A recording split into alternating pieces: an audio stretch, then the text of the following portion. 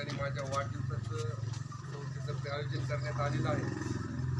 या ठिकाणी उपस्थित संस्थेचे अध्यक्ष आदरणीय शेख साहेब, उस्मान साहेब, काकू आहेत, सिंधुताई, सर्व संचालक मंडळ आणि सर्व आपल्या आजी माजी सैनिक संस्थेतले रहिवासी आहेत।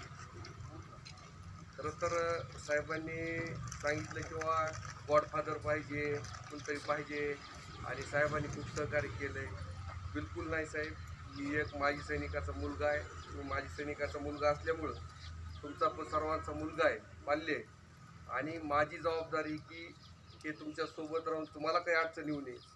योग नशीब चांगलं किंवा समजा त्यावेळेस मी नगरसेवक झालो आणि बरेच आपले प्रश्न मार्गी लागले। जे बाहेरून लढायचं होतं ते मध्ये गेल्याच्या नंतर आपलं काम सोपं झालं आणि माझी तुम्ही जसं म्हणलात गॉडफादर काहीच नाही, तुमच्या आशीर्वादामुळे मी आज पुढं चाललो आहे। माझं कर्तव्य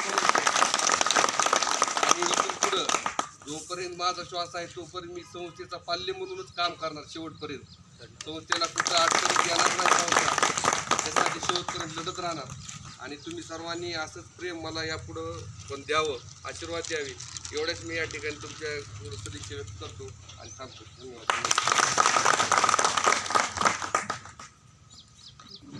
यानंतर साहेबांचा 39वा वाढदिवसाचा केक आपल्याला